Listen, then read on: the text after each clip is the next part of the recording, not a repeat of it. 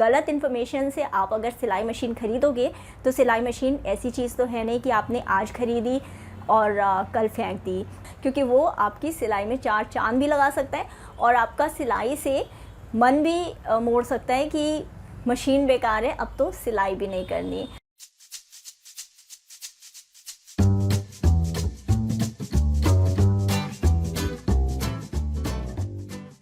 ऊषा जनोम wonder stitch Usha जनोम एक्सेला के ही जैसी same सी machine है, लेकिन फिर भी कुछ डिफरेंट है। और क्या डिफरेंट है इस वीडियो के अंदर हम जानेंगे। तो आपने अगर अभी तक ऊषा जनोम वंडर स्टिच नहीं खरीदी है तो 2 मिनट के लिए रुक जाओ और पहले एक्सेला के बारे में जान लो, क्योंकि एक्सेला के बारे में ऐसी बहुत सारी चीज़ें हैं, सिमिलैरिटीज़ जो हैं वंडर स्टिच के साथ में एक्सेला की, जिसको जान करके आपको ताज्जुब होगा कि बिल्कुल सेम मशीन है लेकिन फिर भी उतनी पॉपुलर नहीं है, उतनी हॉट सेलिंग नहीं है, कुछ कारणों की वजह से। उसके कारण भी, उसके जो वजह है वो भी मैं बताऊंगी, और मेरा इस बारे में क्या ओपिनियन है, मेरा राय क्या है, क्योंकि आप लोग मुझसे पूछते हो कि दोनों में से एक्सेला में और ऊषा जनोम वंडर स्टिच में कौन सी बेहतर मशीन है। तो मेरी राय क्या है, और राय सिर्फ मेरे ओपिनियन के हिसाब से नहीं, मशीन के जो फीचर्स हैं उसके साथ क्या आपको एक्सेसरीज़ मिलती है, क्या आपको मतलब बिल्ट इन स्टिचेस मिलते हैं, SPM क्या मिलता है, वो सारी चीज़ें मैं 1 बाय 1 इस वीडियो में आपको बताऊंगी। तो चलिए जानते हैं ऊषा जनोम एक्सेला और ऊषा जनोम वंडर स्टिच में कौन सी मशीन आपको लेनी चाहिए और कौन सी मशीन है बेस्ट आपके लिए। ऊषा जनोम वंडर स्टिच और ऊषा जनोम एक्सेला में बहुत सारी कॉमन बातें हैं। पहली बात, जनोम जो कि जापान की कंपनी है और ऊषा जो कि एक इंडियन कंपनी है, दोनों ने मिल करके कोलैबोरेट करके ऊषा जनोम को थाईलैंड में बनवाया है। दोनों ही जो मशीनें हैं ऑटोमेटिक सिलाई मशीन है, जो कि आप अल्टरेशन, सिलाई, डिज़ाइनिंग और एम्ब्रॉयडरी के लिए यूज़ कर सकते हो। जनोम और वंडर स्टिच डोमेस्टिक यूज़ की मशीनें हैं और बुटीक के इस्तेमाल के लिए नहीं है ये, लेकिन घर के बुटीक के लिए आप इस्तेमाल कर सकते हो। दोनों मशीनों के अंदर आप इंटरलॉक, पीको, ओवरलॉक, ओवरकास्टिंग, बटन फिक्सिंग ऐसे तमाम काम कर सकते हो। वंडर स्टिच और एक्सेला दोनों के अंदर ट्रिपल स्ट्रेंथ स्टिच हो जाता है, जिसका मतलब कि आप आराम से एम्ब्रॉयडरी का काम घर के लेवल पर कर सकते हो। दोनों ही मशीनों के साथ कुछ आपको एक्सेसरीज या प्रेशर फिट आते हैं जो कि चेंज हो जाते हैं आराम से, और आप 32 जो मल्टी फंक्शनल होते हैं वो भी चेंज कर सकते हो।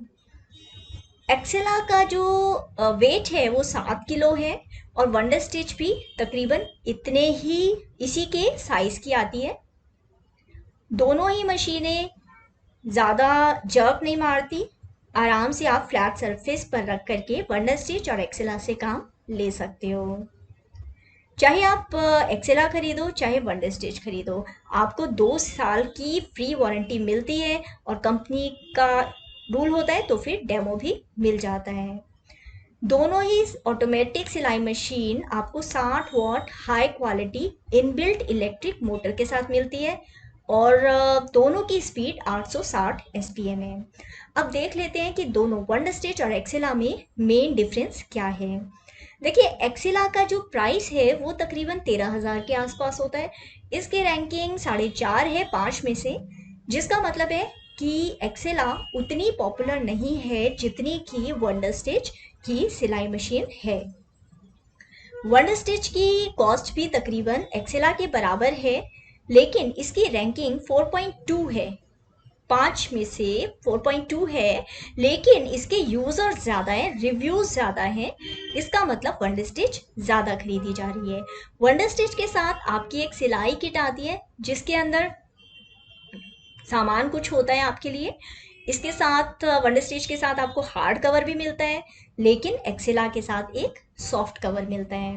वंडर स्टिच लेने का एक मेन जो मकसद है, मेन जो रीज़न है, वो ये हो सकता है कि आपकी मशीन जो वंडर स्टिच है उसके अंदर फ्रीबीज थोड़ी ज़्यादा है, रेट तकरीबन आपका एक्सेला के बराबर है। इस वजह से वंडर स्टिच की पॉपुलैरिटी भी ज़्यादा है, क्योंकि आप मशीन को डिब्बे में से निकालते ही सोइंग किट जो आपकी मिलती है मशीन के साथ, उसके साथ मशीन को तभी की तभी चालू कर सकते हो और साथ के साथ सिलाई शुरू कर सकते हो। जबकि एक्सेला के साथ आपको अपना सिलाई किट या बाकी का सामान अलग से खरीदना पड़ता है। फिर मशीन का जो कवर होता है वो भी आपको मजबूत मिलता है वंडर स्टिच के साथ, जबकि एक्सेला के साथ आपको सॉफ्ट कवर मिलेगा जो कि उतना मजबूत नहीं होता।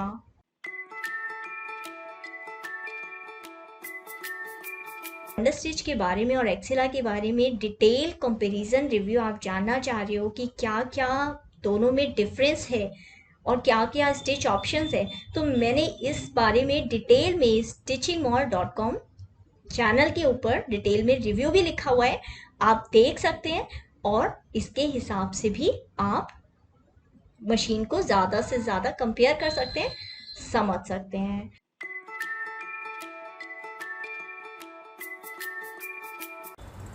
जब सिलाई मशीन खरीदने की बात आती है तो कितने भी सालों से आप सिलाई कर रहे हो, फिर भी आपके मन में कहीं ना कहीं ये डाउट ज़रूर आता है कि कौन सी मशीन बेहतर है और कौन सी बेहतर नहीं है।